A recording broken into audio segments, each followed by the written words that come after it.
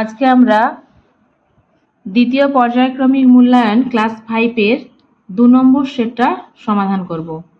Bagbazar multipurpose girls school set 2। দেখো একের কয়ের দাগ দেখো। সৃজিতা দেশলাই কাঠি দিয়ে একটি বর্গাকার ক্ষেত্র তৈরি করেছে। ন্যূনতম কটি দেশলাই কাঠি প্রয়োজন হয়েছে? আচ্ছা, আমরা ছবি এঁকে দেখাই। দেখো একের কয়েরটা বর্গাকার ক্ষেত্র 4 বাহু সমান হবে। তাহলে দেখো 4টি দেশলাই কাঠি প্রয়োজন, 1 2 3 4। তাহলে আমাদের এর দাগেরটা উত্তর হবে, দীর্ঘ ইর দাগে। এবার একের খ 101/10, এটা সমান কত হবে? আমরা 10 দিয়ে ভাগ করব 101-কে। 10 1-কে 10, 1 নামলো, তাহলে আবার 0 দিয়ে দিতে হবে। 10 0 0, যতক্ষণ না বিয়োগ করে হচ্ছে।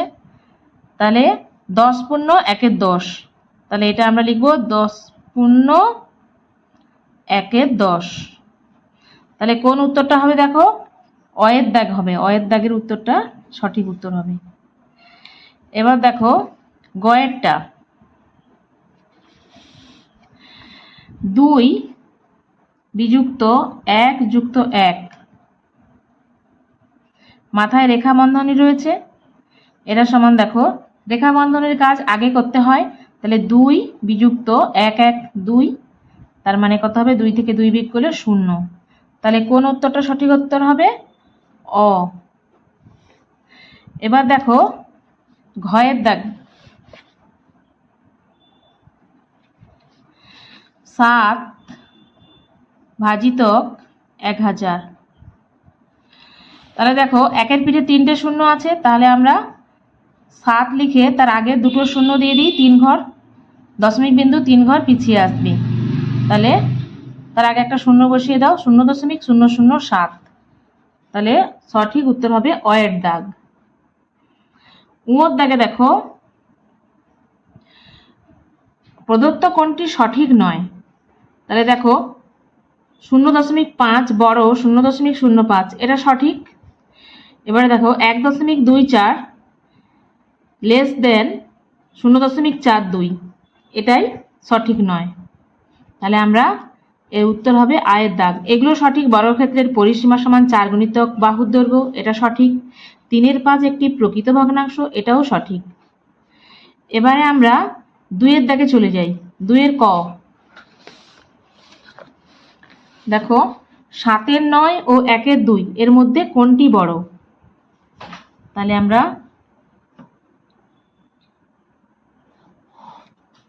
2-এর ক 7-এর 9 আর একটা রয়েছে 1-এর 2। তাহলে আমরা হরগুলো লসাগু করে দিই, একই হর বিশিষ্ট করে দিতে হবে। 9 আর 2-এর লসাগু হচ্ছে 9 দুগুণে 18। তাহলে আমরা 18 লিখি। 9 গুণিতক 2 হবে, তাহলে 7 গুণিতক 2, 7 দুগুণে 14। আর এটা হচ্ছে 2 9 18, 1 গুণিতক 9 দিলে 1 9 9। তাহলে দেখো যেহেতু এখানে বড় হচ্ছে 14 18, তাহলে 14 18 গ্রেটার দেন 9 18। তাহলে অতএব এটা হচ্ছে, তাহলে 14 18 মানে 7-এর 9, তাহলে 7-এর 9 এটা বড় 1-এর 2-এর চাইতে, তাহলে 7-এর 9 বড় হবে। এরপর 2-এর ক্ষয়ের দাগ 208.48 টাকা বিযুক্ত 56.20 টাকা সমান কত? দেখো আমরা বিয়োগ করে ফেলি। 208.48 এত টাকা 56.20 এত টাকা। তাহলে 8 থেকে 0 বিয়োগ করলে 8, 4 থেকে 2 বিয়োগ করলে 2, 8 থেকে 2 বিয়োগ করলে 6 বিয়োগ করলে 2, আর এখানে ধার করলে 10, এখানে থাকবে 1, তাহলে 10 থেকে 5 বিয়োগ করলে 5, 1 নামবে, তাহলে এত টাকা, তাহলে 152.28 টাকা। এবারে কয়ের দাগে দেখো, দুটি বিন্দু দিয়ে কতগুলি সরলরেখা আঁকা যায়? তাহলে দুটো বিন্দু নাও, একটি সরলরেখা আঁকা যায়, তাহলে এখানে লিখে দাও একটি। পরের প্রশ্ন দেখো, ঘয়ের দাগ, 8 বর্গ কত? তাহলে 8 বর্গ সমান হচ্ছে 8 গুণিতক 8, তাহলে 8 64। এরপরে 2 850 পয়সা, এটা সমান কত টাকা? তাহলে এটাকে আমরা 100 দিয়ে ভাগ করি, 850 পয়সা ভাজিতক 100, এটা সমান হবে 1 পিঠে 2 শূন্য, তাহলে দশমিক বিন্দু 2 ঘর সরে আসবে, 8.50 এত টাকা।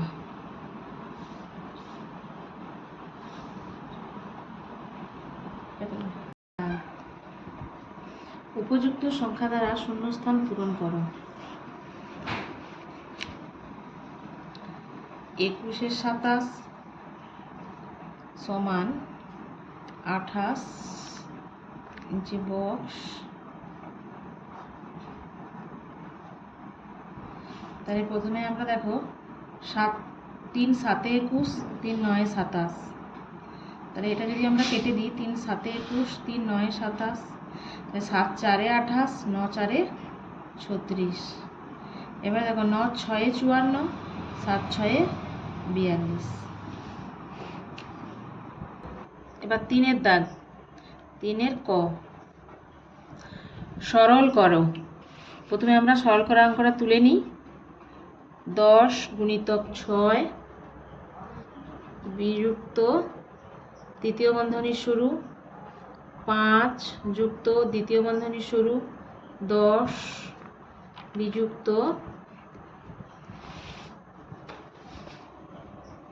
প্রথম বন্ধনীর শুরু 5 বিযুক্ত 2 দ্বিতীয় বন্ধনীর শেষ 3 তৃতীয় বন্ধনীর শেষ। দেখো প্রথমে আমরা প্রথম বন্ধনীর কাজ করব। 10 গুণিতক 6 বিযুক্ত 5 যুক্ত দ্বিতীয় বন্ধনীর শুরু 10 বিযুক্ত 5 থেকে 2 বিয়োগ করলে 3, প্রথম বন্ধনীর কাজ হয়ে গেলে প্রথম বন্ধনী উঠে গেল, দ্বিতীয় বন্ধনীর শেষ 3 দ্বিতীয় বন্ধনীর শেষ। তাহলে 10 গুণিতক 6 বিযুক্ত 5 যুক্ত 10 থেকে 3 বিয়োগ করলে 7 দ্বিতীয় বন্ধনীর কাজ হয়ে গেল। এখানে 3 কাছে দেখো কোনো চিহ্ন নেই, তাহলে এখানে এর লিখে দাও, এর 3। 10 গুণিতক 6 বিযুক্ত, আমরা প্রথমে যোগ এবং এর মধ্যে এর কাজ আগে করব, 5 যুক্ত 7 × 3 = 21। 10 গুণিতক 6 বিযুক্ত, এটা দেখো 21 আর 5 = 26, তাহলে 10 × 6 = 60 বিযুক্ত 26, 60 থেকে 26 বিয়োগ করলে 34। একটি আয়তাকার জমির ক্ষেত্রফল 120 বর্গমিটার, দৈর্ঘ্য 12 মিটার হলে প্রস্থ কত হবে? তাহলে প্রথমে আমরা 3 ক্ষয়ের দাগের আয়তাকার জমিটা এঁকে ফেলি। ক্ষেত্রফল 120 বর্গমিটার, দৈর্ঘ্য 12 মিটার, তাহলে জমিটির প্রস্থ সমান ক্ষেত্রফল বাই দৈর্ঘ্য।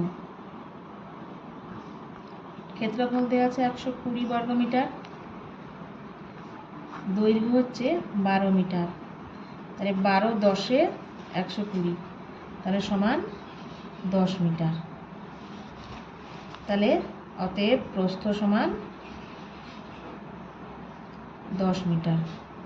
এরপরে চলো গয়ের দাগ। 3 গয়ের দাগ, স্থানীয় মানে বিস্তার করে কথায় লেখো। তিনের কয়ের দাগ 207.02। প্রথমে স্থানীয় মানে বিস্তার করো।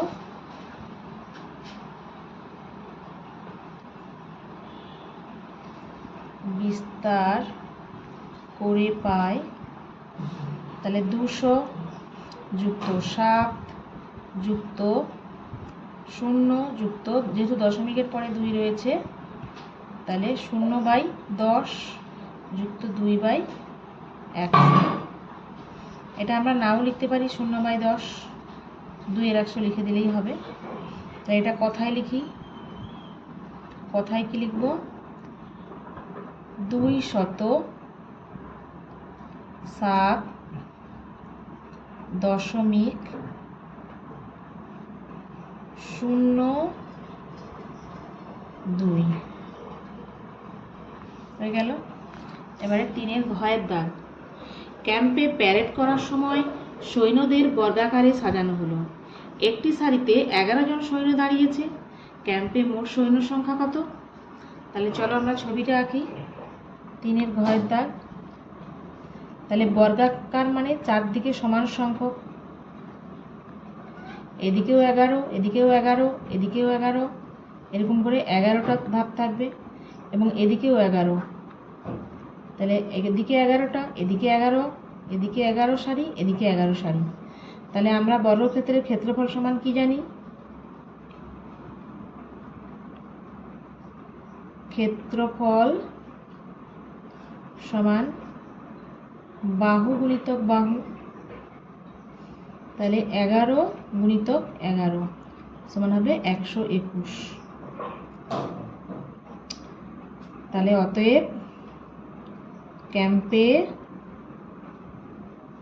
মোট সৈন্য সংখ্যা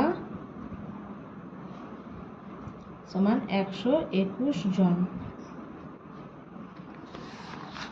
এবারে চলো 3-এর উঁয়োর দাগ। প্রদত্ত চিত্রে কতগুলো নাম দেওয়া সরলরেখাংশ আছে? প্রথমে আমরা চিত্রটা এঁকে ফেলি।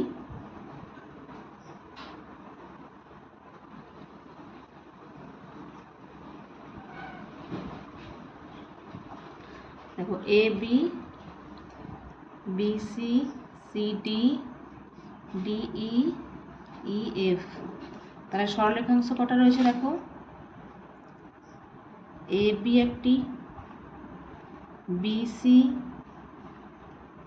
C D, A B, B C, C D, D E, E F,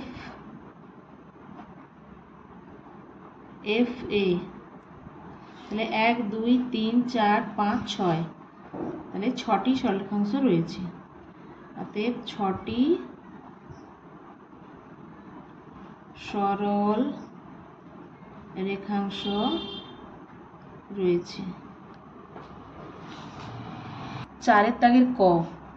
14.09 metre লম্বা বাসের 4.2 মিটার কাদায় 3.01 মিটার জলে আছে। জল ও কাদায় মোট কতটা ডুবে আছে? জল ও কাদার উপরে কত মিটার বাঁশ আছে? তাহলে প্রথমে আমরা বাঁশের ছবিটা এঁকে ফেলি। এখানে ধরো জলে, এটা ধরো কাদায়, আর পুরো বাঁশটা হচ্ছে 14.09 এত মিটার। জলে আছে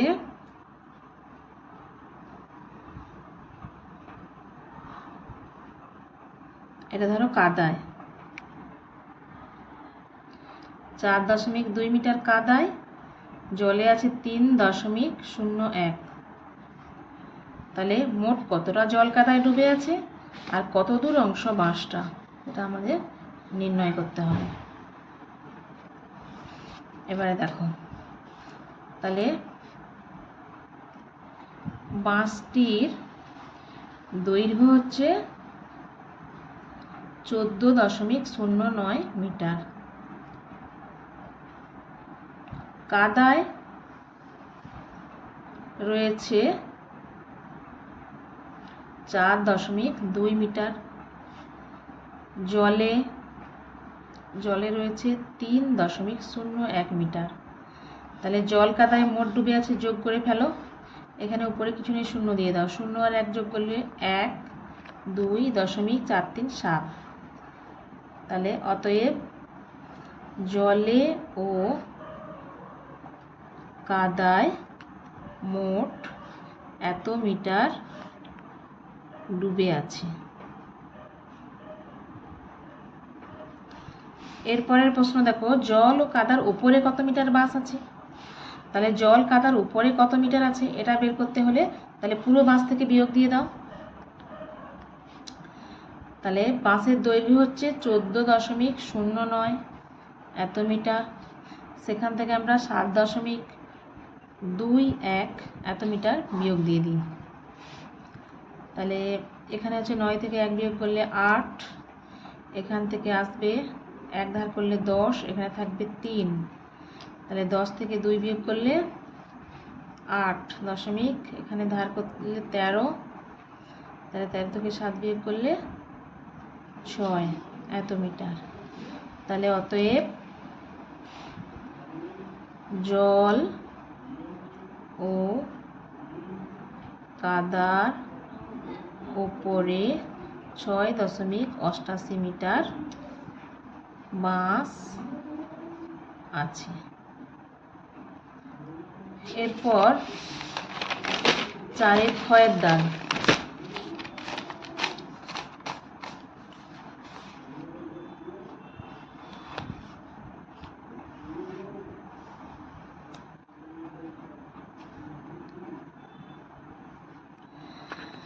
দেখো, শিবু ও রামু প্রথম দিনে বাগানের যথাক্রমে 8/9 অংশ ও 1/18 অংশ পরিষ্কার করেছে।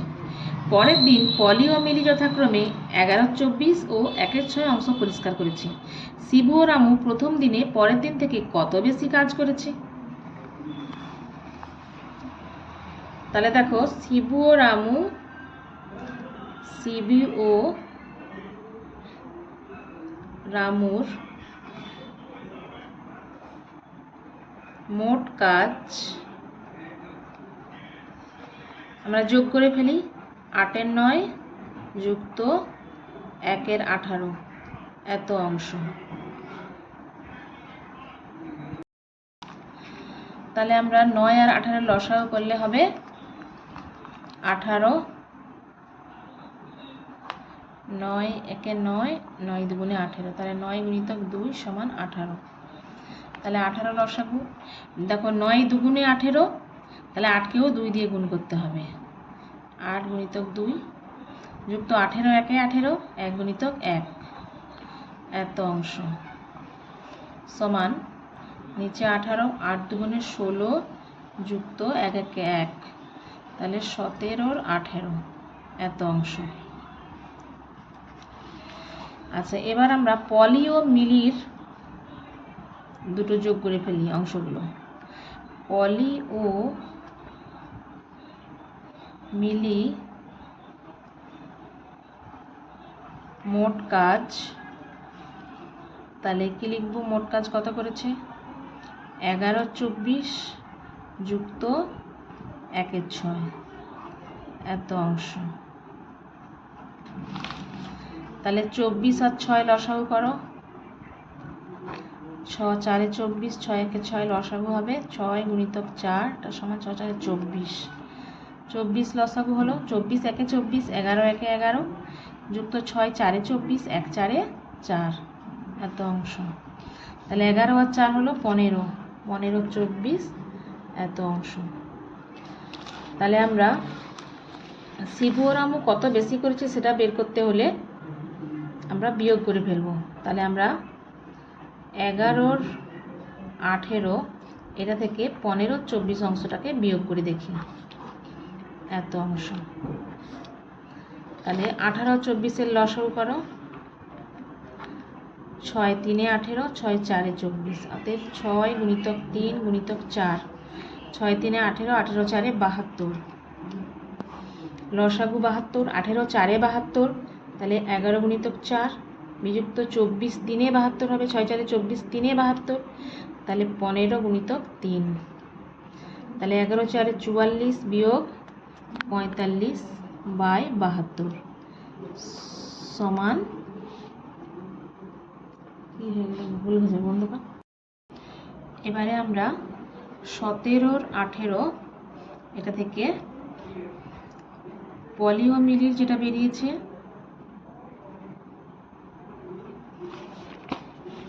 15-24 বিয়োগ করি দেখি। তাহলে 18 আর 24-এর লসাগু কত হবে? 6 3 18, 6 4 24, 6 গুণিতক 3 গুণিতক 4 সমান হয় 6 3 18 4 72। তাহলে লসাগু 72, 18 4 72, তাহলে 17 গুণিতক 4 বিয়োগ 24 3 72, 15 গুণিতক 3, তাহলে 17 4 68 বিয়োগ 45/72, তাহলে সমান বিয়োগ করলে কত হবে? 8 থেকে 5 গেলে 3, 2 23/72 এত অংশ। তাহলে উত্তর কি লিখবো? অতএব শিবু ও রামু প্রথম দিনে পরের দিন থেকে 23/72 অংশ বেশি কাজ করেছি। এরপর গয়ের দাগ। দেখো, একটি আয়তাকার পার্কের দৈর্ঘ্য 25 মিটার ও প্রস্থ 15 মিটার। যদি পার্কটির প্রত্যেক ধারের দৈর্ঘ্য 2 মিটার করে বাড়ানো হয় তবে নতুন বাগানটির পরিসীমা আগের থেকে কত বেশি হবে? তাহলে প্রথমে আমরা পার্কের ছবিটা এঁকে ফেলি।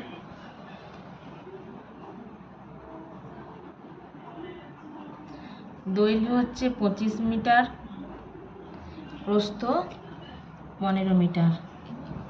তাহলে প্রথমে পার্কটির পরিসীমা বের করে ফেলি। সমান, তোমরা জানো আয়তাকার ক্ষেত্রের পরিসীমা সমান কি হয়? 2 গুণিতক দৈর্ঘ্য যুক্ত প্রস্থ সমান 2 গুণিতক দৈর্ঘ্য দেওয়া আছে 25 যুক্ত প্রস্থ 15 এত মিটার সমান 2 গুণিতক 40 এত মিটার সমান 80 মিটার।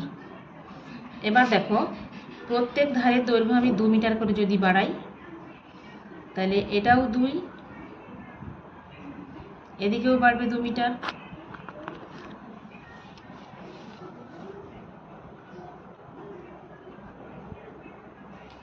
তাহলে দেখো, তখন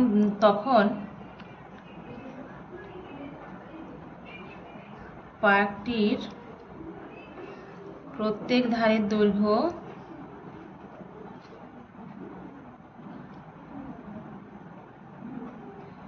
2 মিটার করে বাড়ালে দৈর্ঘ্য হবে, তাহলে 25 যুক্ত 2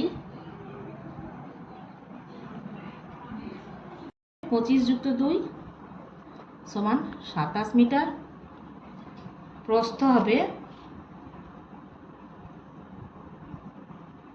15 যুক্ত 2 সমান 17 মিটার। তাহলে এখন পার্কটির পরিসীমা কত হবে? তাহলে 2 গুণিতক দৈর্ঘ্য হলো 27 যুক্ত প্রস্থ হলো 17 এত মিটার, তাহলে সমান 2 গুণিতক 44 এত মিটার সমান 88 মিটার। তাহলে প্রশ্ন আছে, নতুন বাগানটির পরিসীমা আগের থেকে কত বেশি হবে? অতএব নতুন পার্কটির হবে, প্রশ্নে ভুল আছে, নতুন পার্কটির পরিসীমা, তাহলে এখন হয়েছে 88 বিয়োগ আগে ছিল 80, এত মিটার সমান 8 মিটার বেশি হবে।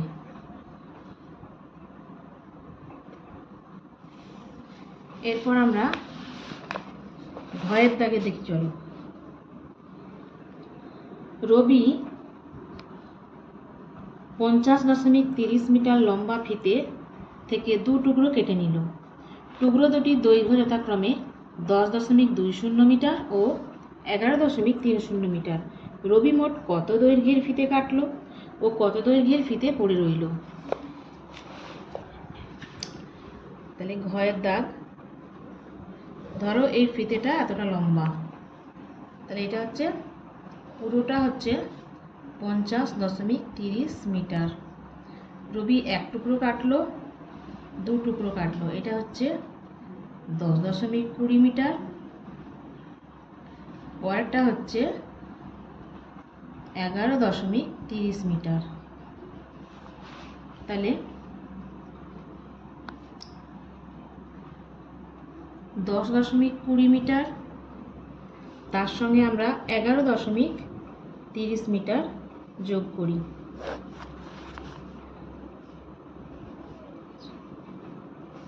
এত মিটার। তাহলে অতএব রবি মোট 21.50 মিটার দৈর্ঘ্যের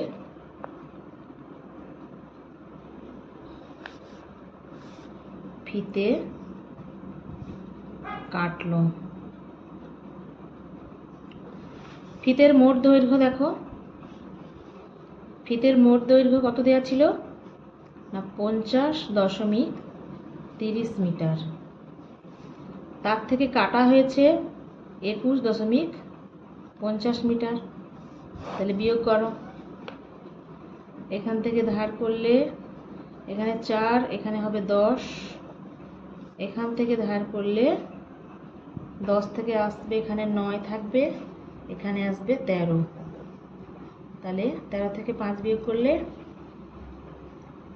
8, এখানে 9 থেকে 1 বিয়োগ করলে 8, 4 থেকে 2 বিয়োগ করলে 2, এত মিটার। তাহলে অতএব 28.80 মিটার দৈর্ঘ্যের ফিতে পড়ে রইল। ছোট্ট বন্ধুরা, আজকের মতো এতটুকুই। ভিডিওটি ভালো লাগলে লাইক, কমেন্ট, শেয়ার এবং সাবস্ক্রাইবের মাধ্যমে অবশ্যই পাশে থেকো।